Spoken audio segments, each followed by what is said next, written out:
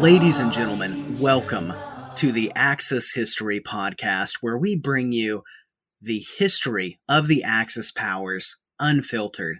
My name is Nick Barksdale, and today we are pleased to bring you a special episode that's the beginning of a small mini-series on the history of Auschwitz.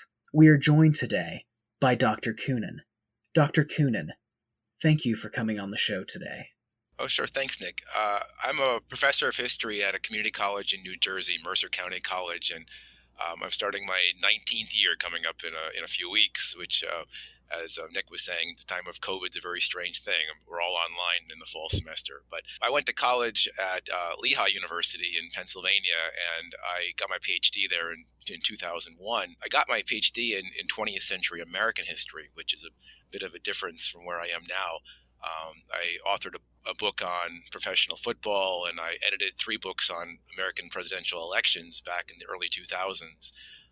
But as I was talking to you, Nick, previously about community colleges, they give you opportunities sometimes that you wouldn't have at a 4-year college. And for the last decade or so, I've been becoming more and more engrossed in Holocaust studies. In the late 2000s, I created a course on Holocaust and genocides, and joined the Mercer County Commission on Holocaust Education, and by 2015, I was the director of the center they have at the college, and I served in that role for 4 years until December of 2019, when I stepped down.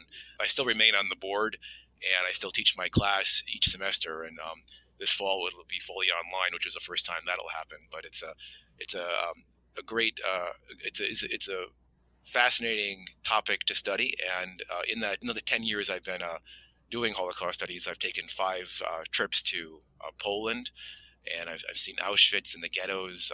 4 times I took students with me as part of a study abroad trip, and once I went on a research trip myself to Auschwitz and spent 10 days there.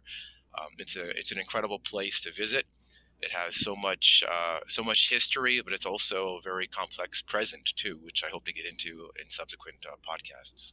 When you think of Auschwitz, you think of barbed wire fences, emotionless but haunted buildings that seem to stretch as far as the eye can see. You think of people contorted in starvation and piles of lifeless bodies. But that's what we think of because of what the horrors history has shown us. But what we don't think of is the history of Auschwitz before the Holocaust. And today, Dr. Coenen is going to guide us through that history, a history that predates the Holocaust, as we explore Auschwitz in the Middle Ages, the lives of Jews and non-Jews who lived there, and the struggle of empires to control what was at the time an insignificant place. And the episode will leave off as we introduce the Auschwitz that we all know all too well. Ladies and gentlemen, thank you for joining us, and Dr. Coenen, I'm going to let you take it from here. Today, we're going to look at the early history of Auschwitz, a place that has been known interchangeably as both Auschwitz and the Polish word Oświęcim over the course of the last 1,000 years. Most people, as you said earlier, when you hear the word Auschwitz, you think of the death camp in World War II, and that is a big part of why we look at Auschwitz and why we study Auschwitz. It's an interesting place with an extraordinary history even before it became the notorious death camp site, and it has a very interesting history since. That's why I think looking at it before it became Auschwitz in our mind, is a good first step to understanding what happened during the war as well. So Auschwitz was a place that was not too much unlike a lot of other small towns in Central Europe, going back as far as 1000 AD. There was a place in Central Europe called Oświęcim. It was part of a Polish empire, Polish kings, and it was, as you would expect, though, in Central Europe, it was very diverse. There was a lot of German influences in terms of architecture and peoples coming and going. There were outside invasions. The borders of Central Europe would change repeatedly over the course of the hundreds of years from 900 to the 1700s.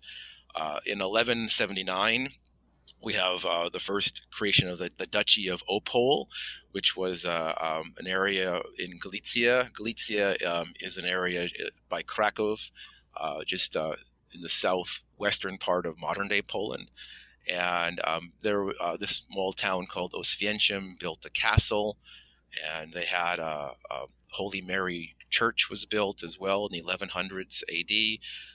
The one thing that really sort of put Auschwitz at a destination, not destination place, but on the map was during the 13th century, the 1200s, the Mongols invaded Central Europe, and the Silesian Knights from Silesia, near to Galicia, defeated the Mongols. The small town of Oswiecim at the time was destroyed. After that time, there were a number of people coming into the area of Western Galicia who were German.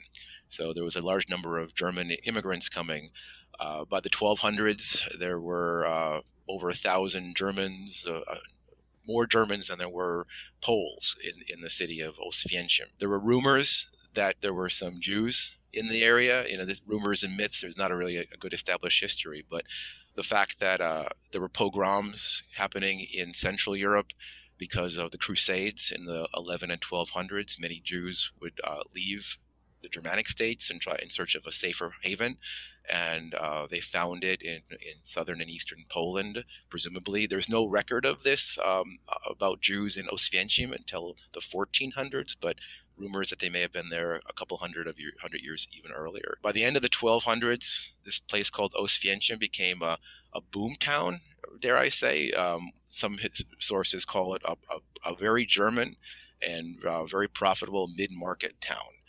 It was still under Polish rule. There was the duchy. There was a duke that lived resided in the castle in Oswiecim that ruled over the area. But more and more immigrants were coming in from Germanic states, especially from Silesia. There were 1,300 people in Oswiecim, about 1272, and the source of its wealth actually came from the fact that it had salt deposits and lead, and more importantly even than that, was the fact that there's location. And I think location is something that we will come back to repeatedly for Oswiecim. There were a lot of places in Central Europe that changed hands, from Poland to Lithuania to Germany to Austria to Russia. But for Oswiecim, location, going back to the 1200s and all the way to the 1900s, when it became the concentration camp, location played a pivotal role. And this first time, the location was on the Soła, the Sola, pronounced Soła River, and the Vistula. In Polish, it's the Wisła. This where they could charge a toll going over the bridges in both rivers, between the trade between Vienna and Krakow. And also there was a trade network nearby between Leipzig and Krakow as well. So they became it was a very profitable little town based on its natural resources and the fact they could charge tolls on the river. And it kept growing. By the early 14th century, there were 700 people in villages around this sort of hub of Oswiecim. There were, like I said, double that number of people in Oswiecim itself. There were small towns like Brzezinka, which later we called Birkenau, that developed, and Harmensa, and Rajsko, and Dwory, and Zator. Today's Zator. Zator is about 15 miles from Oswiecim, and if we get to the third installment of this discussion on Auschwitz, Zator is the place where Energylandia is located. And I don't know if you know much about Energylandia. It's a very interesting dichotomy. Auschwitz Museum is in Oswiecim, obviously, and Zator, which is only 15-20 minute drive away, is the location of the largest amusement park in Poland, in Eastern Europe. So you can go to Disneyland one day and Auschwitz the next, quite literally in the sense of. So it's very strange to have this tourist attraction so close to this very different kind of tourist attraction so close to the museum today, but. I digress. In the 14th century, what this thriving little market town becomes is a regional hub. The Duke of Oswiecim is reading the writing on the wall, and he turns to the Kingdom of Bohemia. And the Kingdom of Bohemia is in the Holy Roman Empire, it's more Germanic, and by 1327, Oswiecim finds itself under the rule of the Holy Roman Empire in the Kingdom of Bohemia. It's at this time that they build the St. Jack Chapel. They have a Gothic Dominican cathedral being built in Oswiecim, and it's a real happening place in terms of growth and trade and commerce, and it's a place on the map. But then all of a sudden, what happens to Oswiecim in the 14th century is the Black Death, the Black Plague. What happens? That area is not hit as badly as other areas of Europe. But one of the things that has a sort of a indirect impact on Oswiecim in the 14th century, the middle to later 14th century, is after the Black Death hits in the 1340s and 1350s. Many of the Germans who died in the Germanic states left open lots of land and opportunities for Germans who had migrated elsewhere to maybe less desirable places like Oswiecim. So many of the Germans moved back to their homelands. They go back to German states, and the whole character of Oswiecim changes in the 1350s, the 1380s, the 1410s, and so forth. And it goes into economic decline because the population is declining. The character of the people who live in Oswiecim goes from being traders and German sort of semi-professionals and to Poles who are largely less educated or more agrarian-based Polish community. And you see a sense of lawlessness. You see more criminals in the countryside. You see decline economically. They still have desirable trade routes between Krakow and Vienna and Leipzig and Krakow. The whole character has changed, and the city changes. From the 1300s, it was named Auschwitz, and now in the 1400s, they become Oswiecim again. And the dukes of that area turn to Polish kings for protection. So it changes hands from the Holy Roman Empire back to the Kingdom of Poland for protection. This is when the Jews first start coming documented to this area of Oswiecim. In the 1400s, King Casimir IV, Kazimierz in Polish, invites Jews to go to Krakow. In Krakow itself, there's a thriving Jewish community that's real close to the castle. In 1457, you had the first documented history of Jews in Oswiecim. There's a synagogue that's being built. You have right next to the castle in Oswiecim, you have a place called Jewish Street. So you have along the Sowa River, between the castle and the cathedral, you have a number of homes, a number of blocks where the Jews sort of are located. It's not a ghetto like in other European cities at the time, where you have walls and you have restrictions, like you had in Krakow. But it's an area of the city where many of the Jews who went there lived. There was no wall, but no ghetto, but it was a neighborhood. So what happened at this time is that you have when the Jews come, it's a time for Oswiecim of prosperity again. It's in the 1500s, the late 1400s, early 1500s. The tolls on the bridges helped to refuel their coffers. The salt trade was also booming again.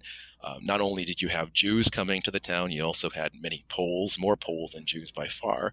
There were 500 houses. There were hundreds of craftsmen coming. It's at this time in the early 1500s that you had a new town hall built. You had the Rheineck, which is called the main market square. This era of the early 1500s was the Polish Golden Age. It's when the Polish-Lithuanian Empire was at its strongest and largest in Central and Eastern Europe. Now you have reports of more and more violence or prejudice and discrimination toward Jews. In the 1500s, Jews were in Poland, Jews were in Oswiecim, but they were banned from political activity. There were efforts in the early 1560s and also in the 1600s to ban further immigration of Jews. But they still kept coming despite the bans on the immigration of Jews. One of the problems that I've watched a previous podcast of yours as well about the Middle Ages and anti-Semitism.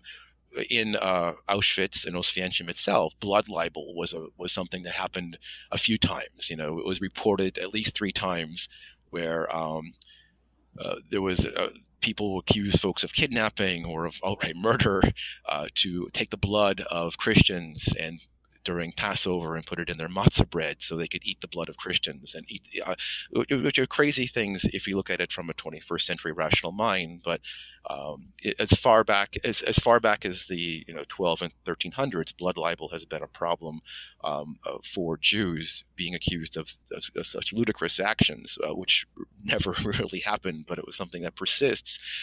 If you watch Claude Lanzmann's documentary called Shoah, which he made in the 70s and 80s, 1970s, 1980s. He went to towns in central Poland in the 1980s when they were still under communist rule, and he was talking to some of the villagers in places like Treblinka and Helmwo, and even they in the 1980s talked about blood libel. So this goes back to the 1300s. It's documented in the 1500s in Oswiecim, and they're still talking about it in the 1970s and 80s. So that happened. There were at least 3 cases of that. There were whenever a well was poisoned in town or in an area, the first folks they would accuse would be the Jews, because they're an easy scapegoat. They're different. They look different sometimes. They're acting different. So they would accuse Jews of that. There also were cases of what they called host defilement. If you're a Catholic, there is the host, the body of Christ, and if you steal the host, that's a crime. In fact, in 1580 in Oswiecim, there's a documented case of 2 Christians who stole the host and were sentenced to death for stealing the host, which is a piece of bread, and they gave it to Jews who had to pay a fine for host defilement. So the Jews paid the fine, but the Christians paid with their life, which is interesting as well. Well, the interesting dynamic of Oswiecim is that in the city, there was always a larger, as in most places in Eastern Europe and in Europe in general, in the cities there was a larger number of Jews compared to in the countryside. That was basic protection, land ownership, and so forth. In Oswiecim, again, when times were good, there are less instances of anti-Semitism discrimination. When times are bad, when something bad happens, when someone goes missing, or there's an economic problem, or there's a poison well, the first group that is accused are the ones who are different, and that would be the Jews. So as more Poles came and things sometimes cycle good and bad, and this is not a highly educated 21st century population either. Back in the 14th, 15th century, 16th century, so they would very very quick to accuse their neighbors who are different for things that were happening in their lives as scapegoats, very much like what the Nazis would do in the 1920s and 30s when they rose to power, looking for scapegoats, but to a much more deadly outlet, I guess. There's a story. Again, this is the good and the bad. So far I'm talking about what's happening for the Jews in the 15th century, 16th century, that it's bad. There's also some things that were very promising and positive for the Jews in the 16th century in Oswiecim and in Poland. Like you said, they weren't in walled off ghettos. They weren't they were allowed by 1588 to rent and buy land in town. They were able to trade openly, which they had had more access to trade than many of the Poles themselves did. They built their first synagogue in town in the 1580s. They had a cemetery in the 1580s because of the very Catholic nature of the Polish kingdom at the time. Church and state were very much intertwined. So the legal system of Catholic religion and the Polish legal system were intertwined. So for a while, the Polish kings gave the Jews in Galicia their own judicial administrative self-government. So if they had crimes or if they had problems, the Council of the Four Lands, they called it in Galicia, which lasted for, over a century, allowed some kind of limited judicial administrative role for the Jews to sort of police themselves, to for contracts and laws and so forth, have their own jurisdiction over them, over their own communities, which was interesting. There's this story, I don't know if you saw, but the tale of the crying lamb. It goes back to blood libel and goes back to the prejudice, and no matter what the truth was, you were never going to escape the prejudices. There was this story, this sort of a folk tale about Svienchim. There was a Jewish person who had a basket, and in the basket there was a lamb, and the lamb was crying, and it was a very small lamb, and it fit in the basket well. And a crying lamb sounds, I guess, somewhat familiar to what a crying baby would sound like. So this woman who was walking through the market with a crying lamb in her basket caught the attention of a Polish woman who swore that this woman was carrying a baby, stealing a baby, kidnapping a baby to commit blood libel. This is a story, handed down over time. So how true this is, obviously, is something that Jews read one way and Poles another. So the woman who heard the crying lamb thought it was a baby and reported it to the town authorities. The town authorities went to the home of the Jewish family. And when they went into the home, they searched the home and found that indeed it was a crying lamb. So when Poles tell the story oftentimes ends up with they found a baby and they saved the baby's life. So it wasn't a crying lamb at all. They came out as being they saved the life. They saved, so which sort of further propagates the myth of the blood libel.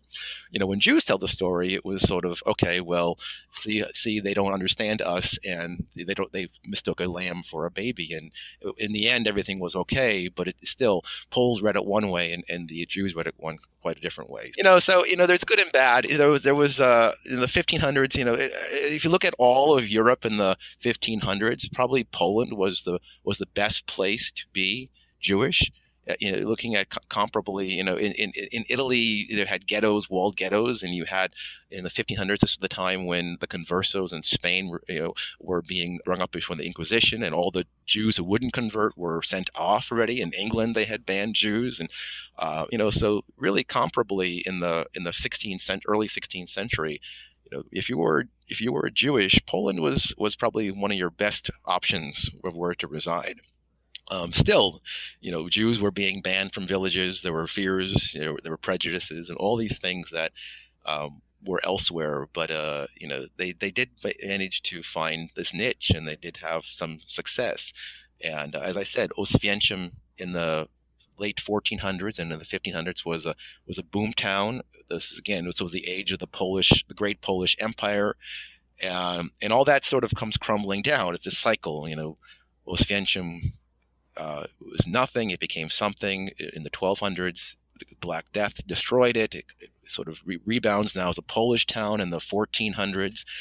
And the 1500s, it had a great century of success. It's very diverse.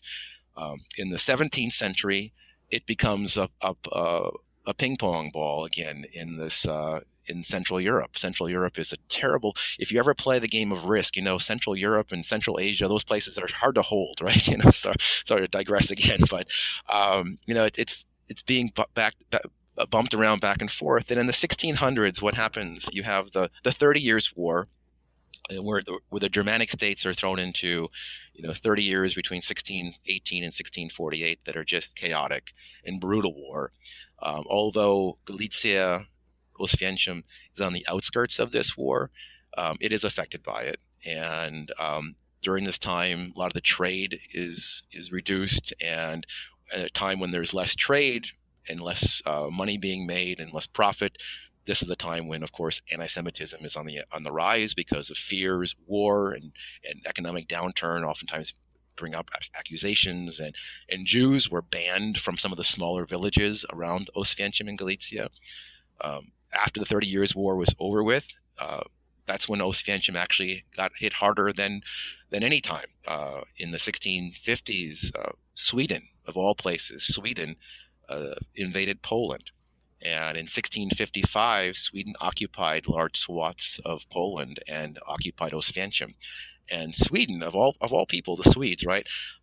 They burned down the town. They destroyed the town. And when the Swedes left Oswiecim in the 1660s, there was only there were 20 houses and 300 people left. There was a dilapidated castle, the cathedral, town hall, a synagogue, but many of the people that were there, a city that was almost 2,000 people, by 1676, I only had 114 people. It slowly came back, but from much of the late 17th century and almost all of the 18th century, this was an obscure, minor, backwater place that was sort of left alone. Um, Poland was still an entity, but it was, very little left again by the early 1700s. The Polish king in the 1700s, Poland was also undergoing some issues. The Polish Golden Age was over with. The Polish Empire was receding. The Polish king still, unlike other European kings, the Polish king affirmed the Jewish rights to live in the town, to trade, to rent, to buy, to live even outside the town by the 1760s. But what was most going to affect the history of Oswiecim in the near future was what's happening outside of Poland. In the 1700s, there was, if those who know history know that the 1700s was a time when you see a rise in the kingdoms and empires and consolidation. So the modernization of Russia occurred in the 1700s with Peter the Great and Catherine the Great thereafter. You had the Habsburgs in Austria forming a fairly strong Central European empire. And you also had an upstart too, the Prussians with Frederick the Great starting in 1740. They occupied Silesia. The Prussians come from Brandenburg, Berlin, Danzig, up on the Baltic Sea. They start to grow, and they start moving south into Silesia, which is very close to Galicia, where Oswiecim was. And you see some eerie foreshadowing happening in the 1740s and 50s. This Prussian state becomes sort of a model for the modern German. By the 1860s and 70s, Prussia will have unified the Germanic states to create a Germany. They're the ones who will take a century, but they'll do it, and they're Germany. And you see some of the characteristics of the German, I guess, in what you see in Prussia going back to the 1700s. You see great faith in militarism. The state matters much more than individuals. You see a sense of violence and ruthlessness, that, in order to carry out the law, you must be obedient. These are things that not only does Frederick the Great use to help sort of solidify his power in Prussia and grow in the Germanic states, but this is what Hitler will use when it comes to his being with the Nazis in the 30s and in the 40s. Militarization, state over individuals, violence, ruthlessness, obedience. You can supplant the name Hitler with Frederick the Great in terms of those characteristics of rule. So, at this time in Silesia, which is right next door to Oswiecim in Galicia, Silesia modernized. They had minerals, ore, coal. They had iron forges. Foundries were developed in Silesia. This was a time of modernization by the Prussians in the German states they controlled. And Galicia, which was a neighbor to Silesia, was still in Polish hands in the 1740s and 50s.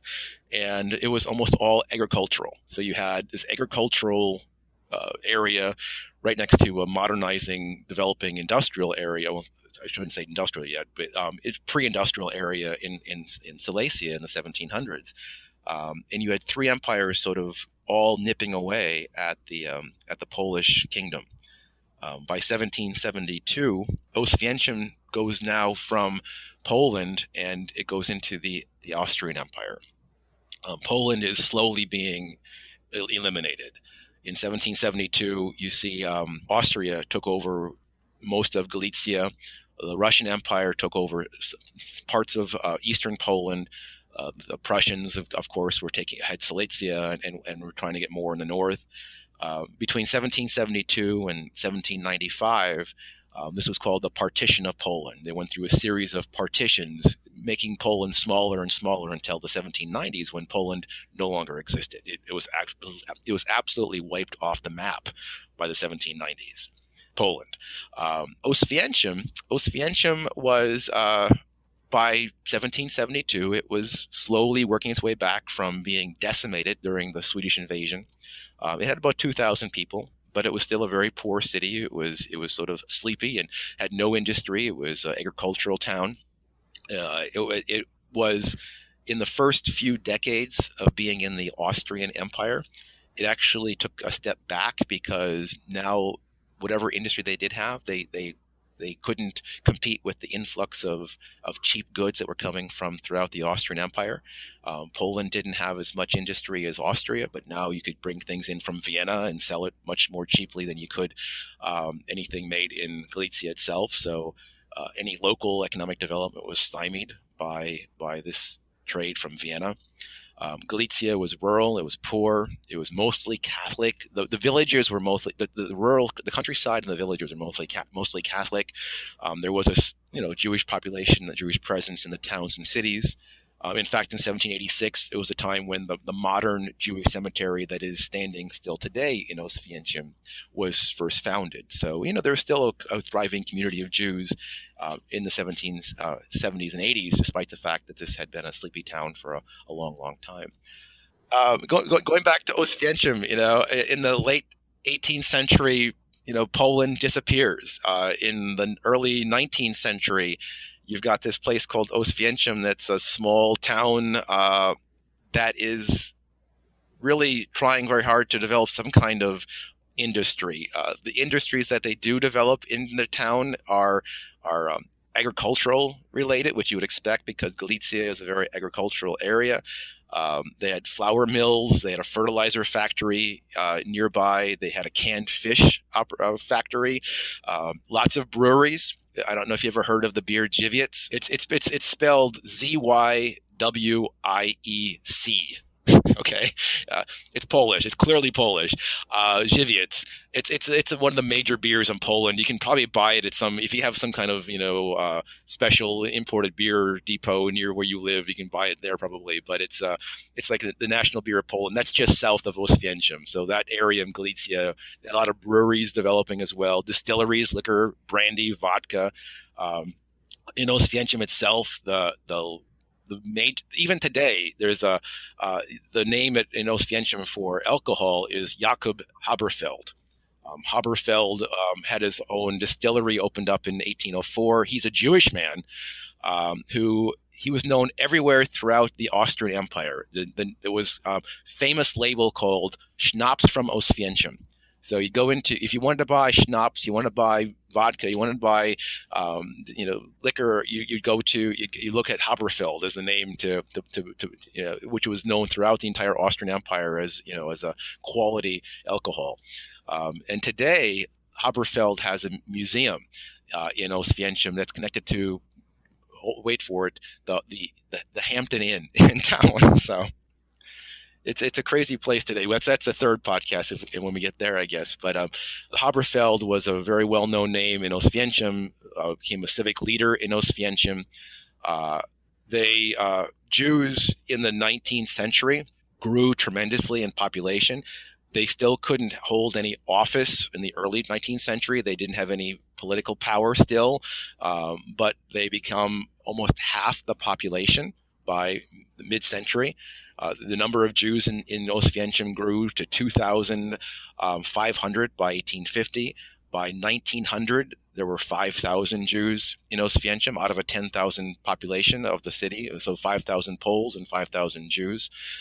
So their presence is becoming very noticeable, and there's some very successful businessmen. They own the Herz Herz hotel in town, which was very well-known and famous hotel.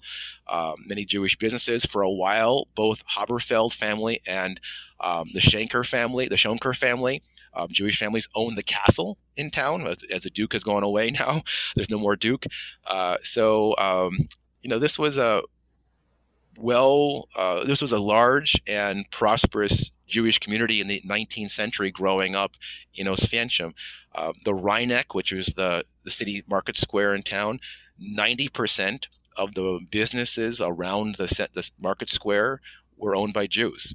So they were very successful in terms of trade, in terms of factories, in terms of professionals. There were doctors, there were lawyers, there were clerks, there were businessmen in town who were Jewish. By 1900, there were almost 30 synagogues that were built in Oswiecim to accommodate this large Jewish population. The original synagogue burned down in 1863, and a great synagogue was built a decade later that it could accommodate nearly 2,000 people. Built just off the Jewish neighborhood, still in the same area of Jewish Street. The Jews were no longer confined to just one little area, although Jewish Street in that area was an area of high concentration of Jewish individuals. They did sort of move throughout the town. There were still very few Jews in the countryside, but throughout Oswiecim there was a Jewish population. There was a lot in Jewish Street, but beyond that, they stretched out in all parts of the city. Many parts of the city, at least. So this was a time that, if you look at the makeup of the Jewish population, when I say Jews, there's not just one Jewish person though either. There are folks who are more religious or less religious. There was Hasidic Jews, Orthodox Jews oftentimes as well. You had progressive Jews, secular Jews, Zionists come by the 20th century. So, there were a lot of different communities of Jews as well. That's why you had 30 synagogues to, much like other Christian churches, each synagogue sort of is reflective of a certain part of the population. So this was happening in Oswiecim. It was reflective of what is happening with Jews across Europe at the time. It's a very diverse population of individuals. What's happening in a larger scale for the Jews in Oswiecim and throughout the Austrian Empire? In 1867, Franz Joseph, who was the Emperor of Austria, gave equal rights to all citizens, which included Jews. So Jews now had the ability to run for office, to hold. They had equal rights, at least, as we know in our country, to say you have rights and actually have rights are two different things sometimes. But the law was on the side of the Jewish population. So they became more political. They served on town councils by the end of the 19th century, early 20th century. There was something that was, in order to keep the peace, there was sort of an unwritten rule that the mayor of Oswiecim would never be Jewish. The deputy mayor was always Jewish, but the mayor was always a Polish Catholic. Reason being, I guess, the Polish Catholics didn't want to be sort of under the thumb of a Jewish leader, I guess. But so again, even though things were equal, there was sort of a glass ceiling for Jews. They could not be sort of in charge of the city itself, despite the fact that their numbers were at least half, and by the early 20th century, more than half the population. So this is what's happening. We've got some industries growing in Oswiecim. You've got this Jewish population developing in Oswiecim, but what really happens to make it a boom town, again, this is now the third cycle of it becoming a successful boom town, is its location. We went back to location before. We'll go to location in the future. In 1815. Borders kept changing, but in 1815, the border, they still remained in the Austrian Empire, but they became a border town. Oswiecim was right next to, in fact, it was right next to Silesia, which was in Prussia, which would become Germany. And what's happening right across the border is that there are opportunities to work. There's opportunities to work, and Oswiecim is it's sort of like being Juarez, Mexico, or being just a way for folks to go from an undesirable place. I don't want to disparage Mexico in any way, shape, or form, but there's been historically a lot of immigration coming from Central and Central America through Mexico to get to the United States. And to do that, Oswiecim was very similar. People who were immigrating from undesirable places in Central Europe and in Russia, and they were using Ostwiecim as sort of a thoroughfare to get to a more desirable place, whether it be for jobs in German, in Silesia or Germanic states, or outright getting to ships from German ports to go to the United States. Ostwiecim was a thoroughfare town, very important one. It was a border town. It had railroad lines going to Germany. It was an important source of seasonal labor for Silesia in the fields and also in the factories. So in the late 1860s, you start seeing this boom all of a sudden for Ostwiecim to sort of industry of immigration, industry of moving people.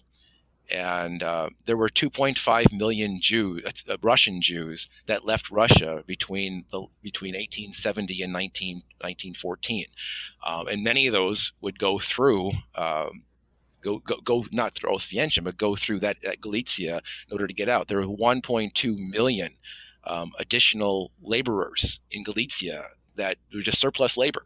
And many of those folks would either emigrate to the United States or emigrate out to the Western Hemisphere or seek seasonal jobs in Silesia, working in Germany.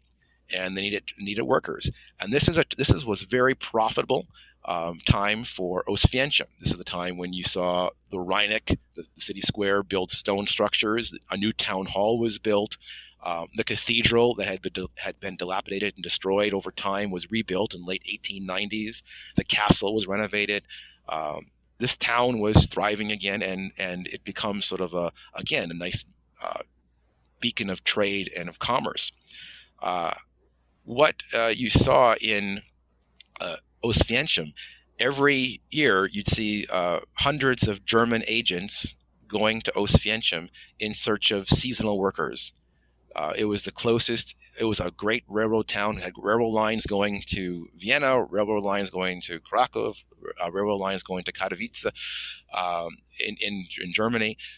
And they were hundreds of agents would go to Ostwiecim in search of as many as 500,000 workers. So you'd have these folks looking for workers, and people would come from the countryside and try somehow to sign up with a German agent or use Polish intermediaries. And it's a lot.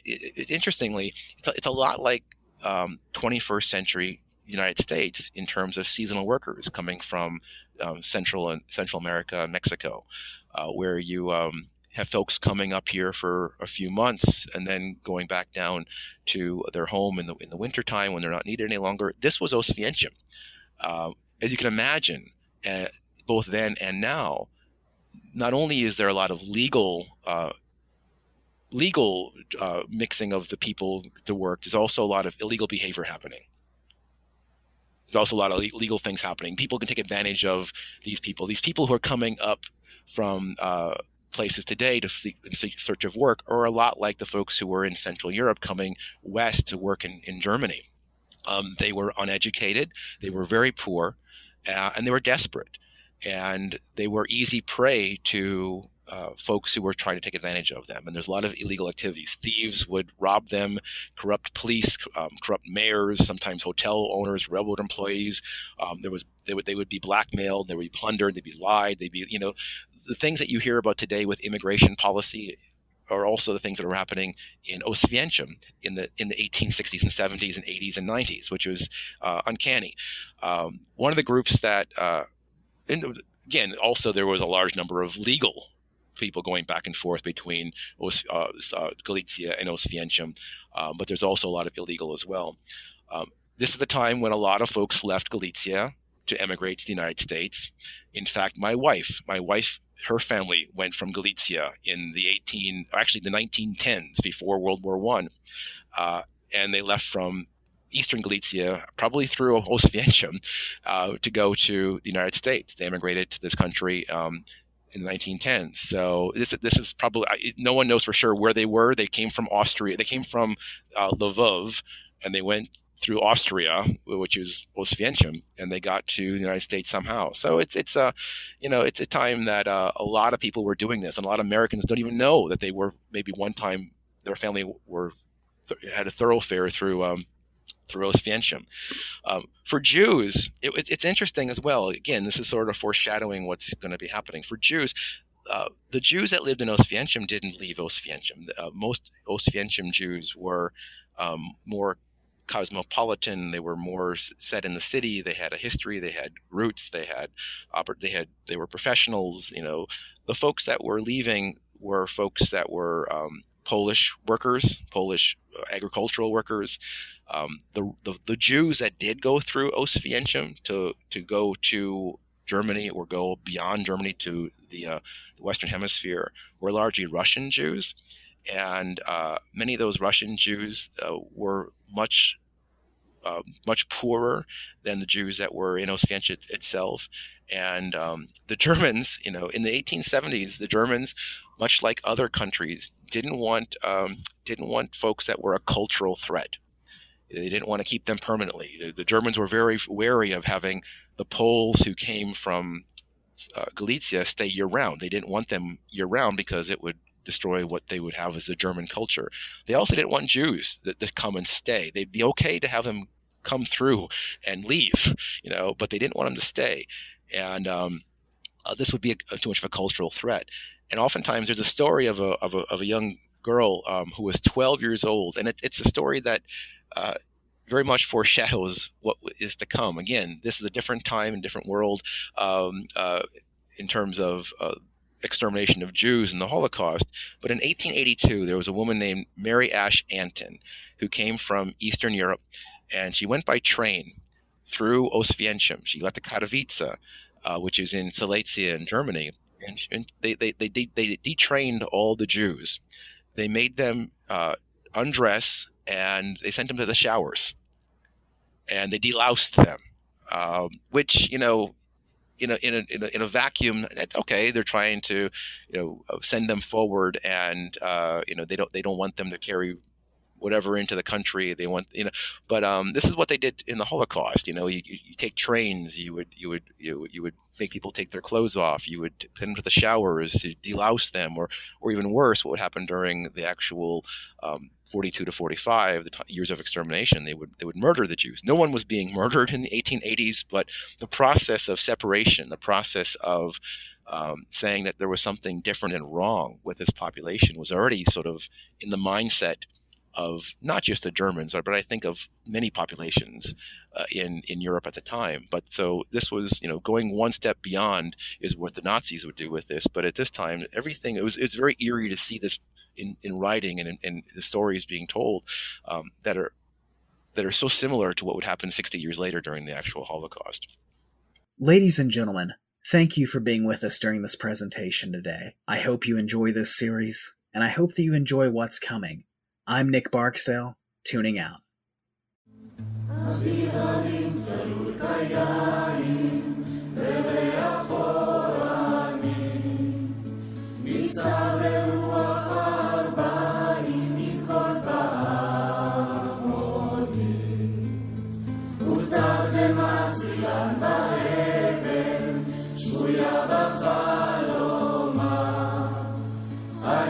אשר בדד יושבת ובליבה חומה ירושלים של זהב ושל נחושת ושל אור הלא לכל שירייך אני כינור ירושלים של זהב ושל נחושת